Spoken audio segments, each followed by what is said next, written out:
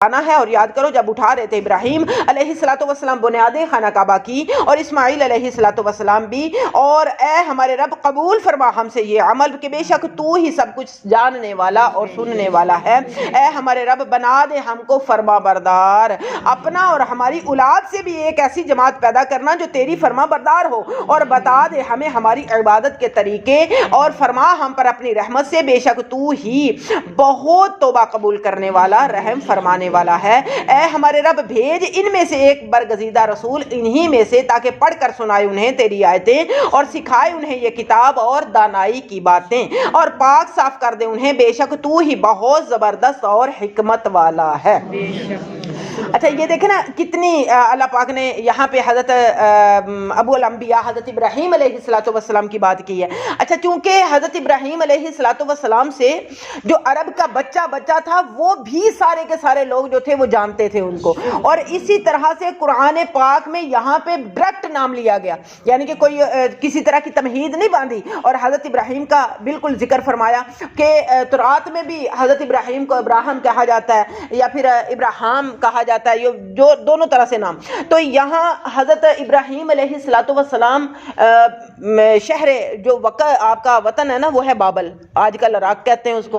عراق ہی ہے نا، تو یہاں پہ اس میں جو حضرت ابراہیم علیہ السلام کو چونکہ وہ جد امجد تھے تو عرب کے بچے جو تھے وہ واقف تھے اس سے، تو حضرت ابراہیم علیہ السلام کے لیے اللہ پاک نے پھر شروع سٹارٹ میں ہی جو امتحانات جو انہوں نے دیے اور انہوں نے ان کو پورا کیا، یعنی کہ سب سے پہلے کیا ہے حضرت ابراہیم علیہ السلام کے لیے سب سے پہلے تو جو چیخا جلائی گئی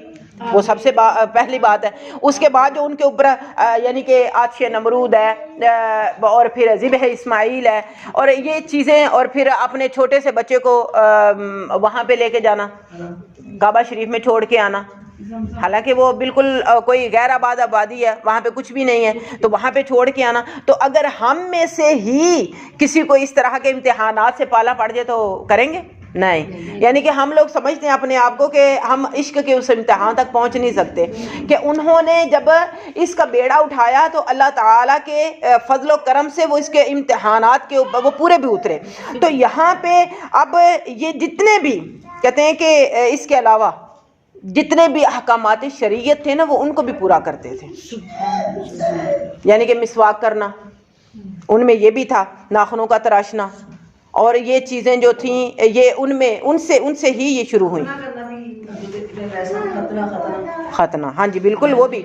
اور جتنے بھی یعنی کہ حج کے مناسک، وہ زکوٰۃ کیسے اور کس طرح سے ادا کرنی ہے یہ بھی، تو یہ چیزیں جو تھی حضرت ابراہیم علیہ السلام کو جتنے بھی یہ احکامات دیے گئے تو انہوں نے پورے طور پر وہ بجا لائے۔ اور یہاں پہ جو انہوں نے دعا کی یہ کتنی پیاری انہوں نے دعا کی ہے کہ یہاں پہ اللہ تعالیٰ سے وہ کہہ رہے ہیں کہ یا الہ العالمین ہمیں بھی اپنا فرما بردار بنا اور ہماری اولاد کو بھی، اور یہ آپ یقین کیجئے کہ اگر آپ یہ دعا پڑھ لیتے ہیں تو آپ اگر اس دعا کو اپنا معمول بنا لیتے ہیں، ہر فرض نماز کے بعد اگر کم سے کم 3 بار اس دعا کو پڑھ لیتے ہیں نا تو آپ یقین کیجئے کہ آپ کی اولاد جو ہے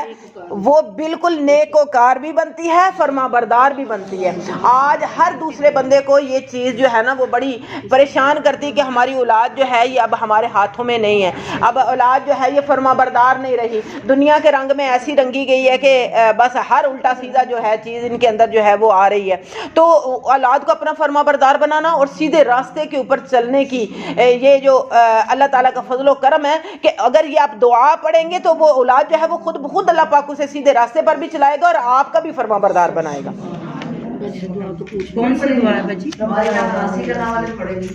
یہ دعا ہے جی ربنا واجعلنا مسلمین لک ومن ذریتنا امة مسلمة لک وارنا مناسکنا وتب علینا انک انت التواب الرحیم۔ یہ والی دعا جو ہے یہ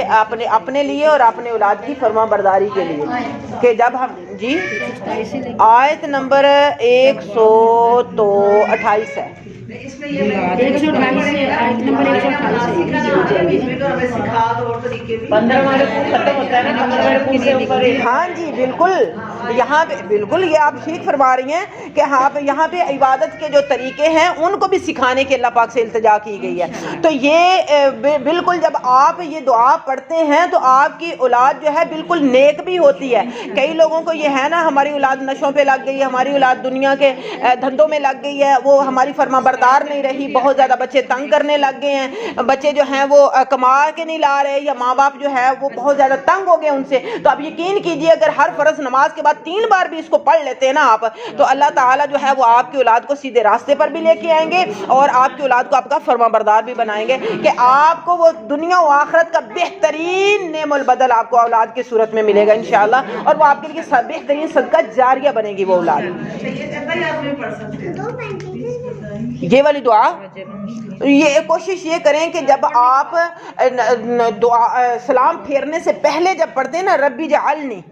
آپ اس وقت یہ دعا پڑھ سکتے ہیں۔ اس وقت ذہن میں رکھیں کہ 3 دعائیں پڑھنے کی آپ کو اجازت ہے۔ علماء جو ہیں فقہاء وہ یہ کہتے ہیں کہ اگر نماز کے بعد جب درود پاک پڑھنے کے بعد دعا پڑھتے ہیں ربی جعلنی، تو وہ ضروری نہیں کہ وہی آپ پڑھیں، اس کے علاوہ بھی آپ دعا پڑھ سکتے ہیں، بے شک اسی کو لے لیں، اس کے ساتھ 2 دعائیں اور ملا لیں۔ آپ نے دیکھا ہوگا جب ہم مسجد میں تسبیح نماز پڑھاتے ہیں تو اس میں ہم 2 سے 3 دعائیں لازماً پڑھ لیتے ہیں۔ کیوں؟ اس لیے کہ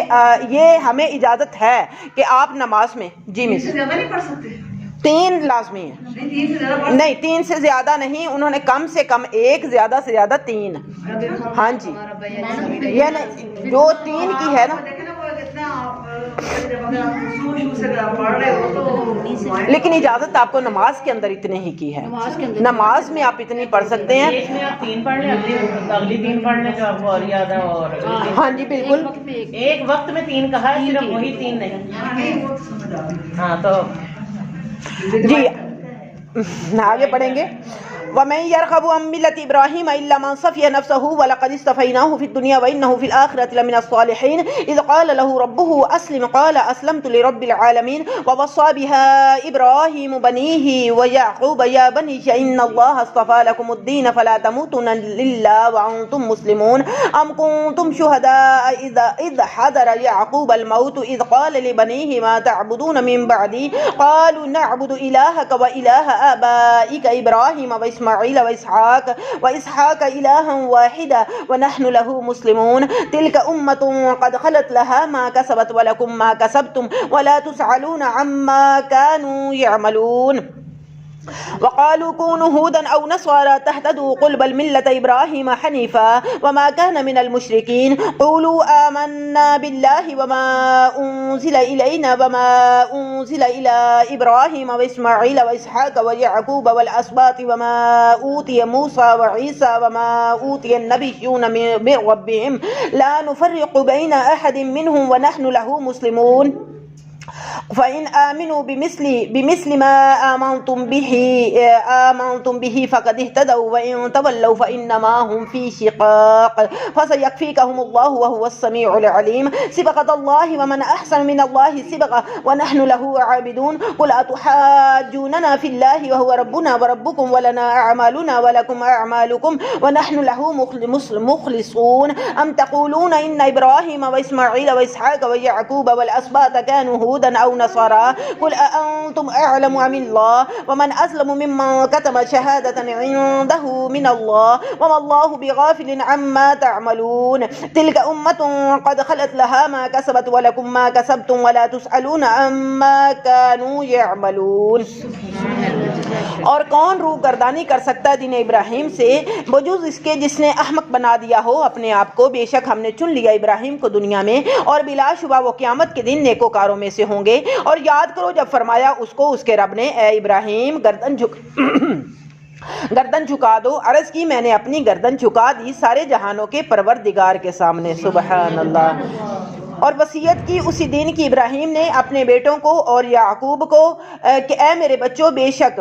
اور یعقوب نے کہ اے میرے بچوں، بے شک اللہ نے پسند فرمایا ہے تمہارے لیے یہی دین، سو تم ہرگز نہ مرنا مگر اس حال میں کہ تم مسلمان ہو۔ بھلا کیا تم اس وقت موجود تھے جب آ پہنچی یعقوب کو موت، جبکہ پوچھا اس نے اپنے بیٹوں سے کہ تم کس کی عبادت کرو گے میرے انتقال کر جانے کے بعد؟ انہوں نے عرض کی کہ ہم عبادت کریں گے آپ کے خدا کی اور آپ کے بزرگوں ابراہیم و اسماعیل اور اسحاق کے خدا کی، جو خدائے وحدہ لا شریک ہے، اور ہم اسی کے فرما بردار رہیں گے۔ یہ ایک جماعت تھی جو گزر چکی، انہیں فائدہ دے گا جو نیک عمل انہوں نے کمایا، اور تمہیں نفع دیں گے جو نیک اعمال تم نے کمائے، اور نہ پوچھے جاؤ گے تم اس سے جو وہ کرتے تھے۔ اور یہودی کہتے ہیں یہودی بن جاؤ، عیسائی کہتے ہیں عیسائی بن جاؤ، تب ہدایت پا لو گے۔ تو آپ فرمائیے کہ میرا دین تو دین ابراہیم ہے، جو باطل سے منہ موڑنے والا حق پسند تھا اور نہیں تھا شرک کرنے والوں میں سے۔ کہہ دو ہم ایمان لائے ہیں اللہ پر اور اس پر جو نازل کیا گیا ہماری طرف، اور جو اتارا گیا ابراہیم اور اسماعیل اور اسحاق اور یعقوب اور ان کی اولاد کی طرف، اور جو عطا کیا گیا موسیٰ اور عیسیٰ کو، اور جو عنایت کیا گیا دوسرے نبیوں کو ان کے رب کی طرف سے۔ ہم فرق نہیں کرتے ان میں کسی پر ایمان لانے میں، اور ہم تو اللہ کے فرما بردار ہیں۔ اور تو اگر یہ بھی ایمان لائیں جس طرح تم ایمان لائے ہو جب تو وہ ہدایت پا گئے، اور اگر وہ منہ پھیرے تو معلوم ہو گیا کہ وہی مخالفت پر کمر بستہ ہیں، تو کافی ہو جائے گا آپ کو ان کے مقابلے میں اللہ، اور وہ سب کچھ سننے والا سب کچھ جاننے والا ہے۔ ہم پر اللہ کا رنگ چڑھا ہے، اور کس کا رنگ خوبصورت ہے اللہ کے رنگ سے، ہم تو اسی کے عبادت گزار ہیں۔ آپ فرمائیے کیا تم جھگڑتے ہو ہمارے صلی اللہ کے بارے میں، حالانکہ وہ ہمارا بھی مالک ہے اور تمہارا بھی مالک ہے، اور ہمیں ہمارے اعمال اور تمہیں تمہارے اعمال فائدہ پہنچائیں گے، ہم تو اسی کی اخلاص سے عبادت کرتے ہیں۔ کیا تم کہتے ہو کہ ابراہیم و اسماعیل اور اسحاق اور یعقوب اور ان کے بیٹے یہودی تھے یا عیسائی تھے؟ فرمائیے کیا تم زیادہ جانتے ہو یا اللہ زیادہ جانتا ہے؟ اور کون زیادہ ظالم ہے اس سے جو چھپاتا ہے گواہی جو اللہ کی طرف سے ہے اس کے پاس ہے، اور اللہ بے خبر نہیں ہے جو تم کر رہے ہو۔ وہ ایک امت تھی جو گزر چکی، اسے ملے گا جو اس نے کمایا، اور تمہیں ملے گا جو تم نے کمایا، اور تم سے نہیں پوچھا جائے